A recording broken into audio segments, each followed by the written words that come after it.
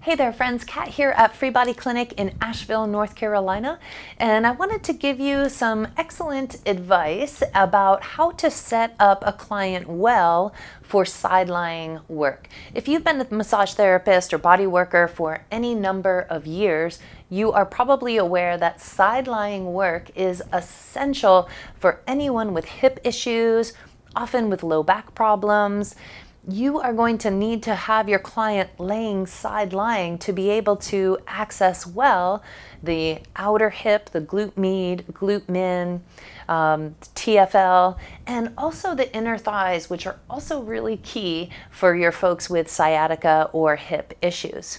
Of course, if you're working with pregnant clients, you're probably working with them mostly side lying, and you can even do some excellent work on the shoulder, even in the neck with your client side lying.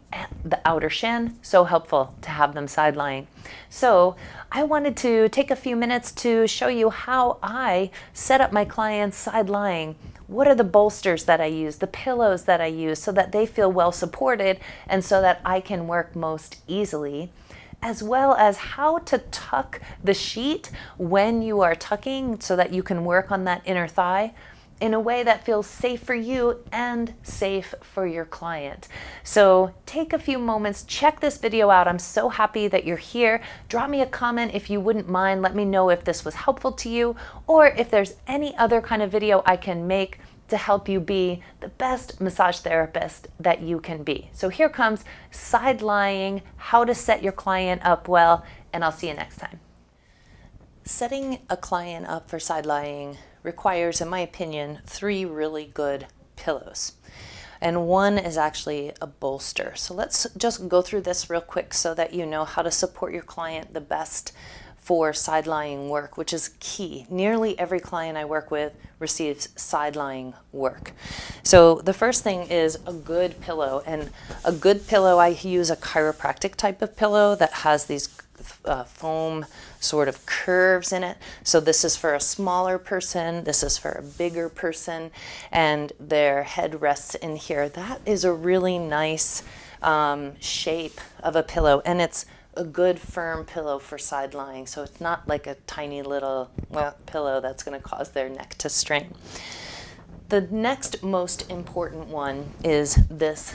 It's a big yoga bolster, and these big yoga bolsters are nice and firm so that it helps to keep the client's knee lifted when they're laying with their top leg up on this bolster. It keeps that knee level up around the hips or so that they are not rolling forward or twisted. You want to have them supported enough, and 2 or 3 pillows is going to be really like wiggly. And so a good like solid yoga bolster is really the ticket for comfort in side lying. And then I also give my clients a round pillow, just a basic kind of round pillow that you can get for your couch, and of course always covering everything. And we call it here the whoopee. It's the snuggly. It's what helps them. They can rest their arm on it. They can kind of snuggle up to it. It also can be used to prop up against their body so they don't roll too far forward. That's going to be important when you're working in the outer hips and in the inner thighs when they're side lying. And it also gives them just a nice, it feels good to the nervous system for them to have something to kind of wrap around a little bit. So the 3 pillows are a good sturdy pillow that's firm enough to keep their neck a little neutral. A good thick yoga bolster, which is actually the cheaper yoga bolsters are the thickest and the best. And then a round pillow. This one's a little optional, but I think it really ties everything in together. So when you have pregnant clients, this pillow might go away after a while because the belly might be in the way and baby will take up that space. But here's your setup for working with your clients side lying. Once your client is side lying, there's a couple key pieces of getting the draping well so that they feel well covered, and so that you're not in danger of sliding your hand anywhere that we don't want to be sliding our hands, right? We want to honor their privacy and respect, and also honor ours at the same time. So with your client's top leg supported really well on that really nice thick cushion, the bottom leg is below. The bottom leg is resting on the table. They're not stacked with that cushion in between. And then when I want to reveal the bottom leg so that I can work with them, I come to this opposite end and I start rolling it up. I give myself a little bit of sheet to work with. And I start gathering the sheet up here. And then when I'm ready to tuck, I'm going to do two things.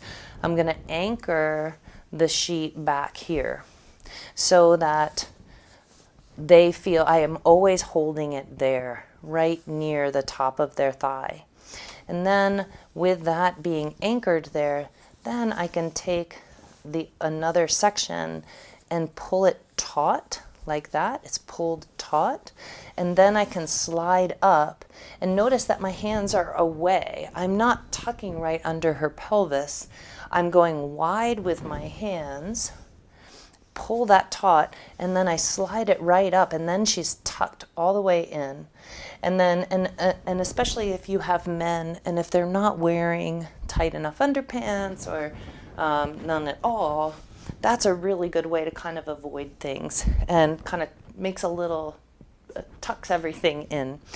And then I'm going to anchor that by tucking under the bolster. So if I'm tucking under the bolster, I know that I'm not in danger of touching any private areas on my client.